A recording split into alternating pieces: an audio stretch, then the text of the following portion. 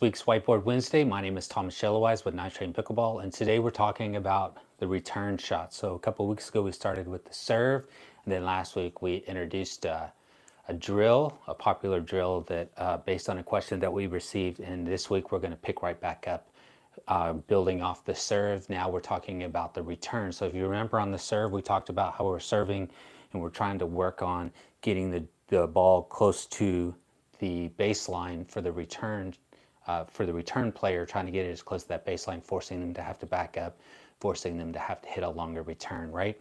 So today we're going to talk about the return shot. So we're going to say that this player, this player here is the returner,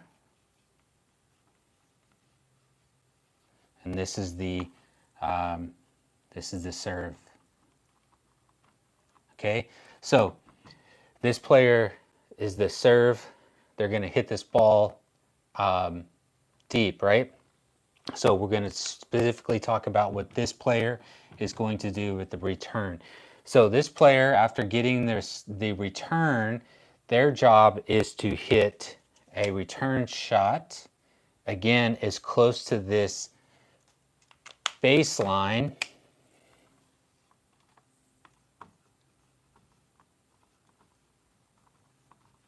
as possible, right? So their job is to hit that ball as close to this baseline as possible. So we do is we set up a drill where, again, kind of resembles what we did for the serve. Is we start with putting these cones here at the halfway point, and then the goal is to hit the return shot, dropping it into this area right here, right? And then as we get that consistent, then what we do is we take and we move these cones back, and now you're hitting the return shot, trying to get it even closer into this area. So the area should get smaller and smaller as you're hitting this return, right? It should be getting closer and closer to this baseline. So that is the first thing that we want to do, is we want to start working on getting this return deep. And again, when you're hitting the return, it doesn't matter what player you're hitting it to, right? It can go anywhere in the court, but the goal is then to make sure that we hit this return as deep as we can to the serving team, right? So we're just trying to go as close to this baseline as possible with the serve, right? So that's easy enough. So that's what we're trying to do. So then the next goal is, whether you say this player is returning here, the next thing to do is start cutting this court into two. So you got the forehand here, and you got the backhand here. So now you're working on getting it deep, and now you're working on focus on hitting the forehand side. And of course, this is a right-handed player. If it's a left-handed, obviously be reversed, but right-handed player, this would be the forehand side, and this would be the backhand side. So now you're trying to get the ball deep, and now you're trying to hit it specifically to the forehand side or specifically to the backhand side, right? Because you're going to find that a player likes to hit the return.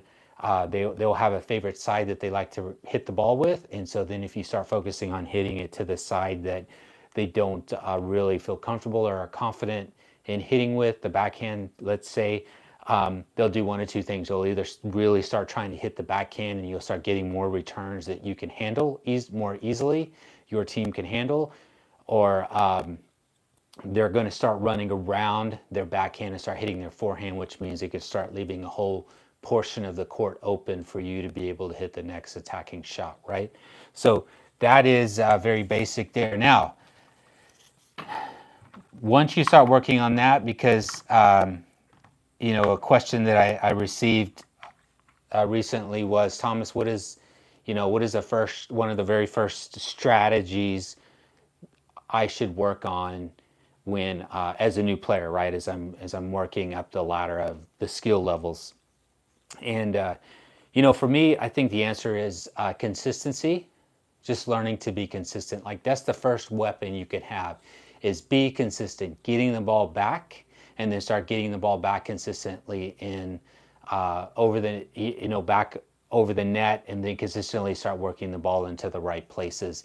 And then once you're consistent, then when you start adding some more specific shots and some more specific attacks and things like that, then it's easier to do that because you're already consistent. You know, a lot of times we skip the consistency and we start trying to hit shots, and maybe we get consistent in that one shot, but in the overall game we're not consistent.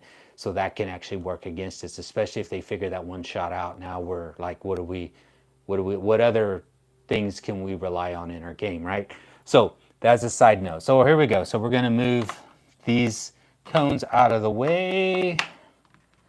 And now we're going to focus on the next drill I like to do.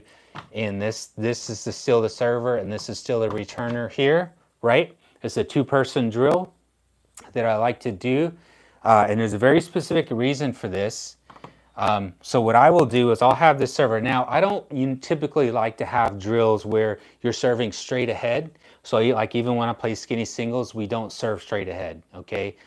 Because in a game, you're never going to serve straight ahead, right? We're never going to serve straight across this way. But for this drill's purposes, we're going to make that exception because we're trying to, as a returner, we're trying to accomplish a very important skill, and that is to get from the baseline to the non-volley zone or the kitchen line, okay? That is our goal as a returner, okay? Our goal as a returner is to get to this non-volley zone line. And what I like to teach players is, you know, don't worry as much about the shot right now. The question you should be asking yourself is, where's the next place that I need to be? When you ask yourself that question, then it gives you a selection of shots that you should have, or that you should hit, that will help you get to that next place, okay? That will be beneficial in you getting to that next spot. Because it's, you know, if I'm just standing here and I'm like, I'm going to hit a return, all of a sudden have this plethora of shots that I can hit. But then once I ask myself the question of what shot should I hit to get to here, or what shots do I have available that will allow me to get there, all of a sudden it cuts down and gives you a few options. Now you know it's easier to decide what shot we should hit, right? So here we go. So this player is going to serve the ball nice and easy. This player is going to serve the ball nice and easy here. And then this player is going to hit the return shot back, okay? But here is the key that we want to happen. We're going to serve the ball here. This player's job is to hit the return and then go, okay? This player is going to then catch the ball after the bounce, because, right, the serving team has to wait for the second bounce. They're going to catch the ball after the bounce. So as soon as this player hits the ball, as soon as it bounces and it comes back up, this player is going to catch it. This player is going to stop wherever this player catches. Whenever this player catches the ball, this player is going to stop wherever they are. Now, this is a really big wake-up call for a lot of players, because in the game they don't realize that they're not quite getting to the non-volley zone after the return. So there's a couple reasons for that. One is they're spending a lot of time watching what their shot is doing, and by the time it bounces, they realize they should be going. And by this time, they're only making about halfway. And so a majority of the game, they're playing in the transition zone or the no man's land, because they're not making it. And so obviously the next shot is coming right back at them to hold them back. And now they're playing the game from an area that they don't want to play the game, okay? The next one is this player knows that they need to get, this returner knows that they need to get to the base, to the non-volley zone. But what they do is they hit a hard, low return, okay? So the amount of time it takes now to get from this player to this player is short. They hit this hard, low return to this player, and they only make it about right here every time. And so this is what I like to call out hitting your next position. So you're hitting the ball too hard. You're not buying yourself enough time to get to the next line. Now, like if you're sprinting, I still think that shot is still too hard, because you're in a dead sprint trying to get to the next spot. Why not hit a more effective, slower, maybe higher, loftier return that takes a longer time to get here? By the time they touch the ball after the bounce, that you are easily right here. So when we start running this drill, a lot of players start realizing that I'm hitting the ball too hard. There's no reason to be hitting that ball so hard. I actually can hit a higher, loftier, or a slower pace ball that goes deep, that gives me plenty of time to get to the non-volley zone line, and now our team has the advantage, because that's ultimately what you want to do. You hitting the return, you getting to the line gives your team the advantage first, and then it's the serving team's job now to work their way to the non-volley zone line, and that's the advantage that you want to have. So we don't want to watch our shot, our return shot. We want to set, hit that ball, and then go.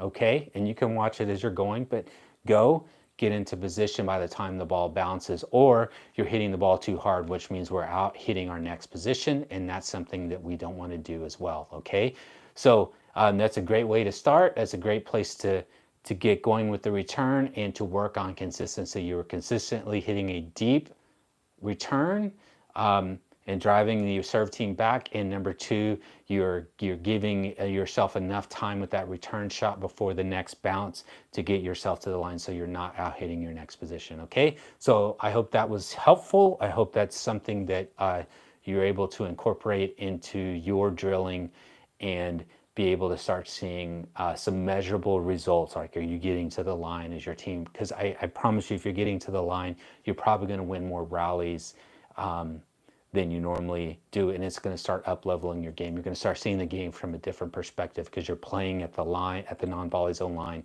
and not having to play midway back and maybe make it to the non-volley zone line. Okay, so there you go. That's a great little addition to what you can do to your weekly drills. Thomas Shelwise, Night Train Pickleball. We'll see you in the next Whiteboard Wednesday.